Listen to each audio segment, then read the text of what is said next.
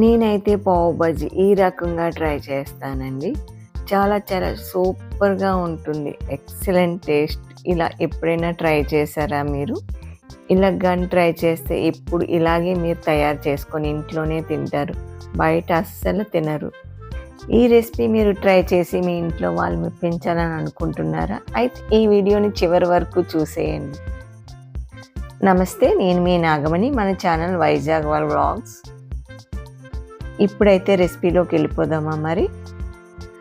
ముందుగా శనగలు నానబెట్టుకోవాలండి. Minimum 12 hours అయినా నానబెట్టుకుంటే బాగా ఉడుకుతాయి. లేదు టైం తక్కువగా ఉందంటే 6 to 12 ఏ టైంలోనైనా మీరు వాడుకోవచ్చు. నానిన శనగల్ని శుభ్రంగా క్లీన్ చేసి ఒక పాన్లోకి తీసుకొని మంచి వాటర్ పోసుకోవాలి. ఇప్పుడు మిగతా ఇంగ్రీడియంట్స్ వేసుకుందాము. ఒక కప్పు 50 గ్రామ్ ఉంటుంది కందిపప్పు వేసాను. అలాగే 50 గ్రామ్ ఉంటుంది పొటాటో చిన్న ముక్కలు కోసి వేసాను. అలాగే 50 గ్రామ్ ఉంటుంది ఆనియన్ చిన్న ముక్కలు కోసి వేసాను. అలాగే క్యాబేజీ 50 గ్రామ్ ఉంటుంది, అది కూడా చిన్న ముక్కలు కట్ చేసి వేసాను. అలాగే క్యారెట్ కూడా 50 గ్రామ్ ఉంటుంది. అలాగే 4 పచ్చిమిర్చి మధ్యలో కోసి వేసాను. అలాగే 50 గ్రామ్ ఉంటుంది టమాటా ముక్కలు కోసి వేసాను. అన్నీ అప్రాక్సిమేట్లీ అండి. 50 గ్రామ్ కాకపోయినా ఒక కప్పు వేసుకున్నా సరిపోతుంది. అలాగే అల్లం వెల్లుల్లి పేస్ట్ 1 స్పూన్ వేసాను. 1/2 టేబుల్ స్పూన్ పసుపు వేసాను.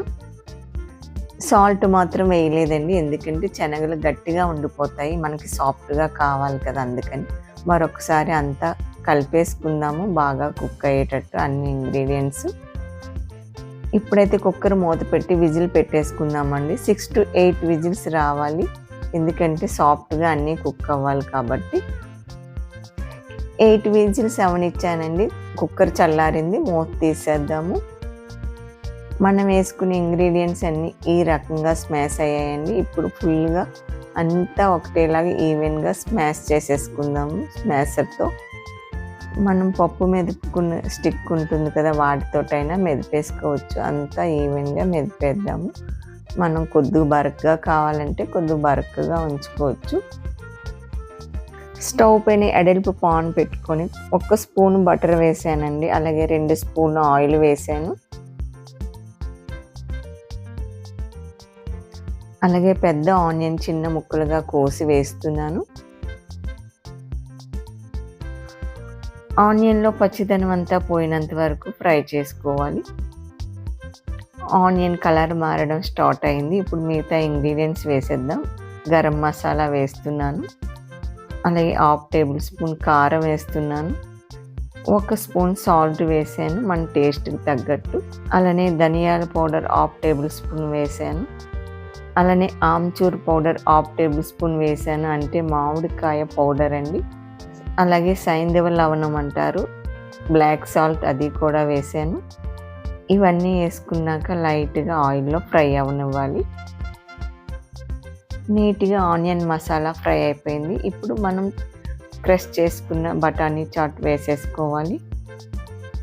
ఇది కూడా మసాలాలో బాగా మిక్స్ అయ్యేటట్టు ఫ్రై చేసుకోవాలి. ఇలా 2-3 నిమిషాలు మసాలాలో బాగా ఫ్రై చేసుకోవాలి, అప్పుడు మంచి టేస్ట్ వస్తుంది.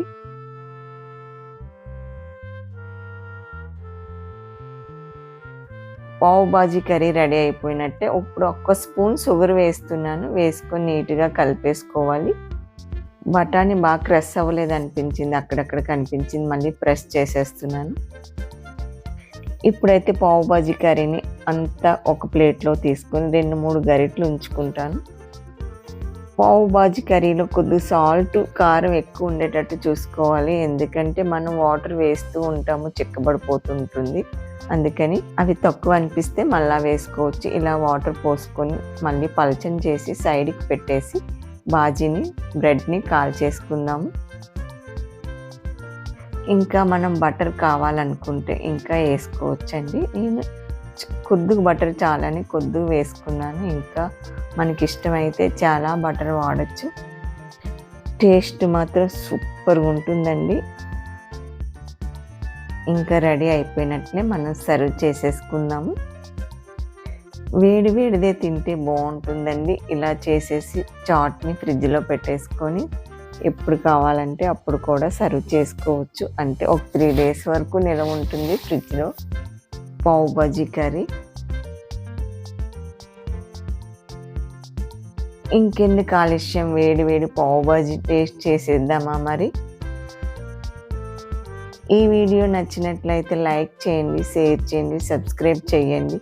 ఈ వీడియోని చివరి వరకు చూసిన వారికి నా హృదయపూర్వక కృతజ్ఞతలండి.